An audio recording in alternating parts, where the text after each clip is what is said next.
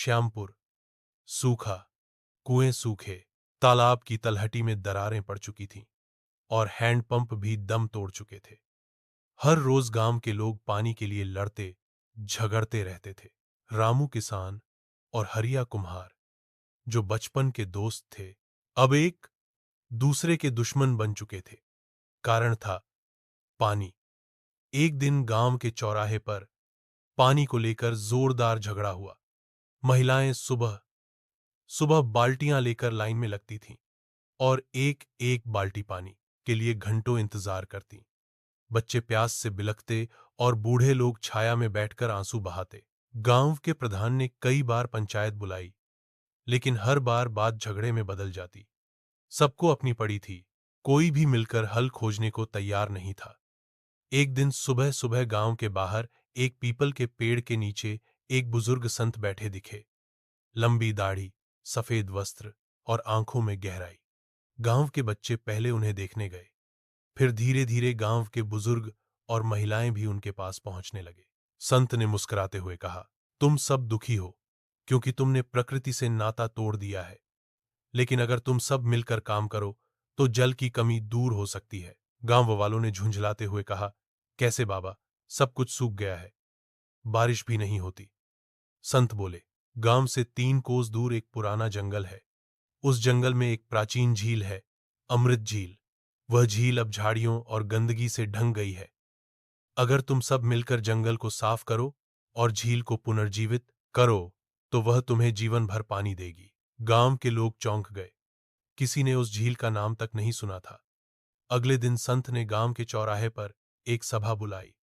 उन्होंने सभी को एकजुट होकर काम करने का आग्रह किया। शुरू में कुछ लोगों ने मजाक उड़ाया, झील जंगल में, वह भी पानी से भरी। लेकिन जब बच्चों और महिलाओं ने संत की बातों पर भरोसा जताया तो धीरे धीरे गांव के लोग भी तैयार हो गए। गांव की चौपाल पर योजना बनी। लोग दल बनाकर जंगल की तरफ निकल पड़े।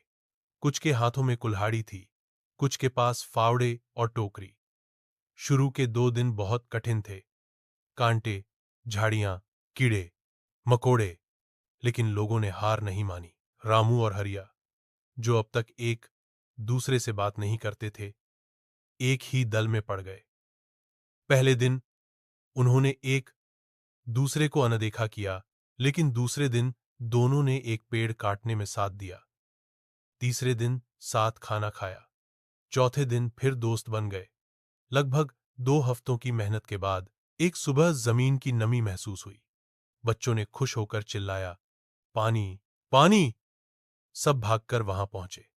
झाड़ियों के बीच एक झील की झलक मिली, वही अमृत झील। संत ने मुस्कुराकर कहा, देखा, यह वही झील है जिसकी बात मैंने की थी।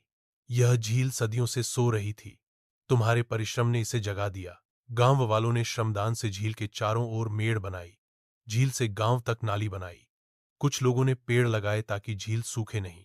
बारिश हुई पहली बार इतने वर्षों में, लेकिन इस बार गांव के पास उसे सहेजने की व्यवस्था थी। अब श्यामपुर की तस्वीर बदल चुकी थी। कुएं फिर से भर गए, खेत हरे भरे हो गए, तालाब में मछलियां तैरने लगीं। महिलाओं के चेहरे पर मुस्कान थी, बच्चों के चेहरों पर चमक।